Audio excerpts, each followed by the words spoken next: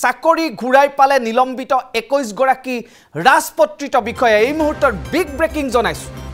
চাকৰি ঘূৰাই পালে নিলম্বিত 21 গৰাকী ৰাজপত্ৰিত বিষয়াই সৰকাৰৰ গা এৰা মনোভাৱৰ বাবে চাকৰি ঘূৰাই পোৱাৰ সম্ভাৱনা দেখিবলৈ পোৱা গৈছে একমাত্ৰ ৰাজ্য সৰকাৰৰ গা এৰা মনোভাৱৰ বাবে চাকৰি ঘূৰাই পোৱাৰ সম্ভাৱনা দেখা গৈছে নিলম্বিত বিষয়া কেইগৰাকী নিলম্বন আৰু বিভাগীয় তদন্তত স্থগিতাদেশ জাৰি কৰিছে গুৱাহাটী উচ্চ ন্যায়ালয়ে চাকৰি ঘূৰাই বিচাৰি 21 ৰাজপত্ৰিত বিষয়াই আবেদন কৰিছিল ন্যায়ালয়ত ৰাজ্য সৰকাৰৰ পৰা বিষয়টো সন্দৰ্ভত উত্তৰ বিচাৰিছিল আদালতে সঠিক সময়ত কোনো উত্তৰ নোপোৱাত নিলম্বন স্থগিতাদেশ বিকে শৰ্মা আয়োগৰ তদন্ত বিধিসন্মত নাছিল বুলি উল্লেখ কৰিছে উচ্চ ন্যায়ালয়ৰ পূৰ্বৰ এগৰাকী নিলম্বিত কৰ অধীক্ষক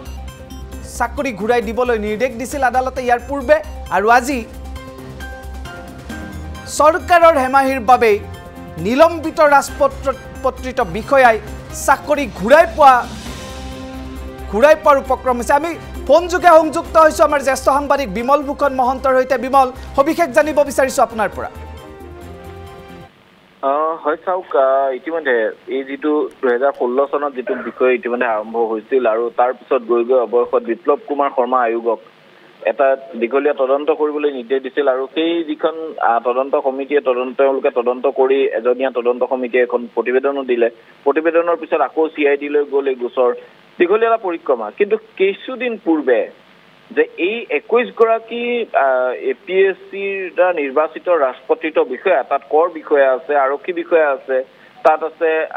নিযুক্তি বিষয়া আছে তাত আছে ACS বিষয়া আছে এনে ধৰণে বিভিন্ন গ্ৰেডৰ বিষয়া অৱশেষত 21 জন বাছিছিল আৰু সেই 21 জন বিষয়াৰ একাংশক তেওঁলোকে তলব কৰিলে একাংশক তেওঁলোকে এৰেষ্টও কৰিলে একাংশক চাকৰিৰ পৰা নিলম্বন কৰিলে এনে ধৰণে ৰখা হৈছিল আৰু তেওঁলোকৰ বিৰুদ্ধে অভিযোগ যে তেওঁলোকে নম্বৰ বহাই চাকৰি লৈছিল সেই APSCত গতিকে এই 21 গৰাকী বিষয়াৰ বিৰুদ্ধে তেওঁলোকে যিখিনি তদন্তৰ তথ্যপাতি আদালতত জমা দিলে ইয়াৰ বিৰুদ্ধে তেওঁলোকে আদালতত হাজিৰ হ'ল যে তেওঁলোকৰ বিৰুদ্ধে যিখিনি ব্যৱস্থা লৈছে এয়া অবিধিসন্মত এই গোটেই গোচৰটোত সুপ্ৰিম কোৰ্টৰ কেইবাজনো অধিবক্তা আহিলে আৰু তেওঁলোকে যুক্তি প্ৰদৰ্শন কৰি তাত দেখুৱালে যে বিপ্লৱ কুমাৰ শৰ্মা আয়োগে যি তদন্ত কৰিছিল সেই তদন্ত প্ৰক্ৰিয়াটো ভুল অৰ্থাৎ যেতিয়া এখন ন্যায়িক তদন্ত আয়োগৰ তদন্ত যেটো প্ৰক্ৰিয়া তেওঁলোকে ল'ব লাগে আৰু সেই তদন্ত প্ৰক্ৰিয়া মতে বিপ্লৱ কুমাৰ শৰ্মাৰ তদন্ত প্ৰতিবেদন যোৱা নাছিলে এই কথাটো কোৱাৰ পিছতে পূৰ্বে এগৰাকী কৰ বিষয়াক ইতিমধ্যে চাকৰি পুনৰ ঘূৰাই দিবৰ বাবে আদালতে নিৰ্দেশ দিছিল আৰু সেই আদালতে গুৱাহাটী উচ্চ ন্যায়ালয়ে দিয়া সেই নিৰ্দেশৰ ওপৰত ভিত্তি কৰি বাকি যিসকল বিষয়া আছিল একেটা বেটছৰে সেই একেটা বেটছৰে কিন্তু বাকি সকল বিষয়ে পৰৱৰ্তী পৰ্যায়ত তেওঁলোক আদালতৰ কাষ চাপিলে যে তেওঁলোককো চাকৰিটো একেটা ভুলৰ বাবে যদি এগৰাকীয়ে চাকৰি ঘূৰাই পায় তেতিয়াহ'লে আমিও ঘূৰাই পোৱাৰ আমি তাৰ বাবে দাবী কৰিব পাৰোঁ গতিকে তেওঁলোকে আদালতৰ কাষ চাপিল আৰু আদালতে ইতিমধ্যে ৰাজ্য চৰকাৰক এই গোটেই বিষয়টো সন্দৰ্ভত তেওঁলোকক উত্তৰ দিবলৈ কৈছিল কিন্তু ৰাজ্য চৰকাৰে বিষয়টোত যথোপযুক্ত তেওঁলোকে প্ৰতিযোগ্য উত্তৰ দিব নোৱাৰিলে আৰু নোৱাৰাৰ বাবে অৱশেষত ৰাজ্য চৰকাৰৰ এই সিদ্ধান্তৰ যেহেতু নোৱাৰাৰ বাবে আদালতে আজি তেওঁলোকৰ যেটো নিলম্বনৰ নিৰ্দেশ আছিল এই নিলম্বনৰ নিৰ্দেশটো স্থগিতাদেশ জাৰি কৰিছে অৰ্থাৎ তেওঁলোকৰ সাসপেনশন যেটো কৰা গৈছিল তেওঁলোকক চাকৰিৰ পৰা এই সাসপেনশনটো তেওঁলোকে ইতিমধ্যে ৰদ কৰিছে গতিকে এইটো স্থগিতাদেশ জাৰি কৰাৰ লগে লগে পৰৱৰ্তী পৰ্যায়তো যদি ৰাজ্য চৰকাৰে যথোপযুক্ত উত্তৰ আদালতত দাখিল কৰিব নোৱাৰে তেতিয়াহ'লে তেওঁলোকে পুনৰ পূৰ্বৰ যিগৰাকী প্ৰাৰ্থী আছিল তেওঁলোৰে চাকৰি ঘূৰাই পোৱাৰ পথ এক প্ৰকাৰ মুকলি হ'ল গতিকে এই মুকলি হোৱাৰ পৰা এই কথাটো এক প্ৰকাৰ স্পষ্টও হয় যে কৰবাত নহয় কৰবাত দীৰ্ঘদিন 16 চনৰ পৰা এতিয়া 25 চনৰ 9 বছৰ ধৰি চলি থকা এই তদন্ত প্ৰক্ৰিয়াটো কোনোবা এদিনা বুমেৰাং হ'বলৈ গৈ থকাৰ পথতে কিন্তু আগবাঢ়িছে গুঞ্জন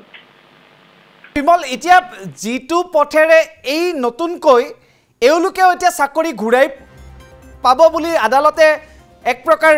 নিৰ্দেশ দিছে বা আদালতে ৰায় দিছে আন যিসকল ৰাজপত্ৰিত বিষয়া নিলম্বিত হৈ আছে তেওঁলোকে একে পন্থা অৱলম্বন নকৰিবনে আদালতৰ কাষ তেওঁলোকে একে গ্ৰাউণ্ডত নাচাপিবনে সকলোৰে ক্ষেত্ৰত এই বিষয়টো প্ৰযোজ্য নহব গুঞ্জন কিয়নো প্ৰথম ডিব্ৰুগড় আৰক্ষীয়ে এই যেটো গোচৰ ৰুজু কৰিছিল ডিব্ৰুগড় আৰক্ষীয়ে ৰুজু কৰা গোচৰটোত তেওঁলোকে একাংশ প্ৰাৰ্থীক তেওঁলোকে তেতিয়া গ্ৰেপ্তাৰ কৰিছিল আৰু গ্ৰেপ্তাৰ কৰা সেই প্ৰাৰ্থীসকলক তেতিয়া ডিব্ৰুগড়ৰ গোচৰটোতে তেওঁলোক গ্ৰেপ্তাৰ হৈ আছে পৰৱৰ্তী পৰ্যায়ত গ্ৰেপ্তাৰৰ পিছত ন্যায়িক আয়োগৰ তদন্ত তেওঁলোকৰ বিৰুদ্ধে কি গ'ল সেয়া বিষয়টো সন্দৰ্ভত যুক্তিসংগত নাহে কিয়নো ডিব্ৰুগড় আৰক্ষীয়ে যিটো গ্ৰেপ্তাৰ কৰিছিল ডিব্ৰুগড় আৰক্ষীয়ে তেতিয়া ডিব্ৰুগড়ৰ পৰা তদন্ত কৰি আছিল তেতিয়ালৈকে CIDলৈও গোচৰটো অহা নাই গতিকে তেওঁলোক সেইসকল বিষয়া কিন্তু এই যিটো এইটো ব্যৱস্থাপনাৰ মাজেৰে নাহিব কিন্তু যিসকল লোকৰ নাম আৰক্ষীৰ তদন্তত সোমোৱা নাছিল কিন্তু ন্যায়িক আয়োগৰ তদন্তত তেওঁলোকৰ নাম খাঙুৰ খালে আৰু পৰৱৰ্তী পৰ্যায়ত তেওঁলোকক আৰক্ষীয়ে বা CIDয়ে ডিব্ৰুগড় আৰক্ষীৰ পৰা যেতিয়া গোচৰটো CIDলৈ আহিল CIDৰ দ্বাৰা গঠিত SITয়ে সেই তেওঁলোকক কিন্তু পৰৱৰ্তী পৰ্যায়ত আওতালৈ আনিছিল গতিকে সেই সকলেহে ইয়াৰ আওতাত আহিব বা এই যিটো অৰ্ডাৰ এই অৰ্ডাৰটো মতে তেওঁলোকৰহে খাটিব পূৰ্বে যিসকলক প্ৰায় 70 জনক গ্ৰেপ্তাৰ কৰিছিল ডিব্ৰুগড় আৰক্ষীয়ে সেইসকল কিন্তু তাৰে প্ৰায় সেই 70 জনৰ প্ৰায় 59 জন ৰাজপত্ৰিত বিষয়া আছিল গতিকে সেইসকল কিন্তু এই তদন্ত এই আজিৰ যিটো অৰ্ডাৰ এই অৰ্ডাৰটোৰ আওতালৈ তেওঁলোক কিন্তু নোসোমাব হয় হয় বিমল ভূষণ মহন্ত আপোনাক ধন্যবাদ জ্ঞাপন কৰিছো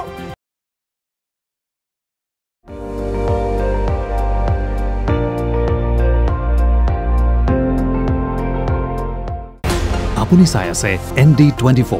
সৰ্বশ্ৰেষ্ঠ নহয় সৰ্বোত্তমৰ দৌৰ